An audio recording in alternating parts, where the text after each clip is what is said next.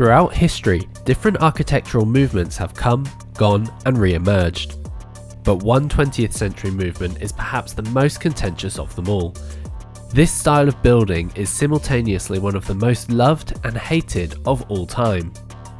This wasn't ever meant to be this cruel, brutal architecture imposed on poor people. It was never like that. That's not what the intention was, and that's not what it was either.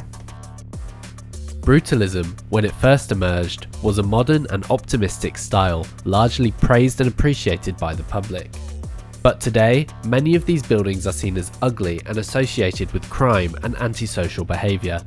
After the Second World War, London saw huge amounts of brutalist buildings built, but it was a short-lived movement. By the 80s, this style of building design had fallen out of favour completely. The buildings that remain help to tell us the fascinating history of London's post-war reconstruction. But we first need to understand the city's housing situation before the war broke out. Before the Second World War, you really have the sense that London is still very much a 19th century city. So with the legacy of industrialisation and how much London grew in the 19th century, anywhere around, factories, docks, mills, you get acres of these Victorian terraced housing, mainly built by speculative builders. So you really get a sense of, throughout the 19th century, this idea of kind of substandard housing. And this is where you start to first get this idea of slum housing. Slum housing was overcrowded and unsanitary. Large families would usually share just 1 or 2 rooms. Rat infestations were common, and rampant poverty led to high crime rates in these areas. Lacking in basic amenities like indoor plumbing, disease spread fast, and life expectancy in the slums was low. This really goes into the 20th century, and by the interwar period, so between the First World War and the Second World War, the condition of housing, but also the debates and concerns about this really come to a head. You get the 1930 Housing Act and subsequent housing acts, which talk about unhealthy areas. So this is written down in legislation, and this policy later becomes known as slum clearance. Slum clearances became more and more common throughout the 30s. Rows and rows of Victorian terraces were torn down. The idea was to replace the slums with flats because this allowed people to be rehoused quickly and all at once. When the Second World War broke out, planned slum clearances and the reconstruction of flats immediately halted. During the Blitz, industrial areas around factories and docks were particularly targeted by German bombers, and it was these areas which also had the highest concentration of slum housing. This meant that many of these streets made up of Victorian terraced houses were damaged or destroyed entirely as a result of aerial bombardment. From the very early days of the war, London and towns and cities across the country were talking about reconstruction, sometimes even before aerial bombardment actually happened, because they knew it was coming. It's spoken about bomb damage as an opportunity, which sounds really odd to us today and a bit offensive, but it was seen as an opportunity because so much of the architectural fabric of London was substandard. A solution was needed fast. In 1943, the government published the County of London Plan. It outlined the framework for a new, modern London, which was to be rebuilt after the war. The authors of the plan, J.H. Forshaw and Sir Patrick Abercrombie, pointed out issues such as overcrowding, traffic, transport, and crucially, housing. The plan laid out how these issues would be solved through careful urban planning after the war. Then came the flying bomb campaign.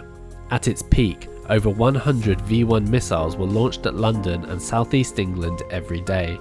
Towards the end of the war, the even more destructive V-2 missile arrived. Capable of wiping out an entire block with no warning, the flying bombs were particularly terrifying to Londoners, and calls in the local press for reconstruction became even more urgent. Once the war came to an end in 1945, work began immediately to rebuild the city and provide new housing for its residents. Much of the late 40s was spent clearing debris to make way for new construction and providing temporary houses to address the immediate need for shelter. By the early 50s, the construction of permanent, high-density housing was ready to begin on an unprecedented scale. And a lot of local authorities, particularly the London County Council, are full of young, exciting, vibrant, innovative architects. You know, a lot of them came out of the war and they're newly trained, newly qualified. And the LCC Architects Department in the 1950s was the largest architect's office in the world because of how architecture was done at the time, the framework it was in, but also the size of the challenge of rebuilding London meant that London was this exciting testing ground for all these new ideas and all these new styles. And one of the styles that emerged at this time was brutalism. Innovations in construction techniques at the time, particularly improvements in concrete technology, meant that the building of these kinds of structures was easier than ever before. Probably one of the most recognisable architectural styles, brutalist buildings can be identified by a few key features. Brutalist buildings heavily feature raw concrete as an exterior material. It is not painted or plastered over. The architect wants you to know what the building is made of. These buildings are large and imposing. Huge block-like shapes dominate their design. They don't blend into the skyline, they stick out on purpose. Clean lines and simple geometric shapes give a sense of function over aesthetics. Usually. Often constructed from prefabricated elements, repetition is a common theme. Smooth glass and steel can contrast the rough concrete in a way that draws more attention to the raw materials of the buildings. Basically, it's pretty hard not to notice a brutalist building. And that's the point. This is perhaps just one of the reasons they would turn out to be so controversial. At the time, it was relatively cheap to build in that way. This is at a time when energy is cheap. There's a lot of access to steel and concrete, and very large buildings can be built quite cheaply, efficiently and quickly. As the 50s became the 60s, brutalism was beginning to catch on, and huge concrete blocks were becoming less and less of a minority. Robin Hood Gardens was famously built by the Smithsons, so key figures in the brutalist movement. Alison and Peter Smithson met while studying architecture and married soon after. They worked together throughout their careers and would become pioneering figures in the brutalist movement. Construction on Robin Hood Gardens was completed in 1972 and was the only estate designed by the Smithsons to actually be built. Their idea was to kind of recreate, and you see this a lot in the post-war era, to recreate the idea of community in Victorian terrace streets up in the skies. The area at the time was quite a working class area, but the building was designed to deal with the noise, specifically from the Blackwall Tunnel Approach Road. So where the site borders the Blackwall Tunnel Approach Road, there's a high wall which is designed to deal with the noise and deflect the noise. And what the Smithsons did is on the outside of the two blocks, that's where they put the kitchens and the bathrooms. So the noisier parts of the blocks have rooms where you don't mind the noise so much. And on the inside of the blocks, the block which faces the inside of the park, is where things like the bedrooms and the living rooms were as well. This considerate layout, along with the careful landscaping and generously sized flats and maisonettes, meant that Robin Hood Gardens was a huge success. Its residents, most of whom were families, lived happily on the estate, and Robin Hood Gardens became a monument to the idealistic and hopeful philosophy of brutalist design. So what went wrong? Why do brutalist buildings today have such a bad reputation? Is it really as simple as looks? Often the common perception is that brutalist housing estates are council estates, and particularly from the sort of 1980s onwards, and it very much persists to this day, there's this very kind of pernicious attitude that council housing is not as good as private housing. Balfron Tower is unique in simultaneously being heralded as an exemplar of post-war social housing, whilst also being regularly voted as the UK's ugliest building. It was designed, whatever you think of the aesthetic style, it was designed very well. It had sort of fitted cupboards, it had storage, the flats were large. And this is for working class people. We are a million miles away from doing that now in terms of council housing and truly affordable housing. The word ugly is thrown around a lot in relation to brutalism, but what does that even mean? Perhaps in being so purposefully loud and noticeable, these buildings are subject to public conversation and thus scrutiny more easily and often than others. Or is it because of the concrete? And concrete is often seen as not weathering very well because this is a very grey, rainy country. The rain can stain them. But again, this is partly because a lot of these buildings weren't maintained very well.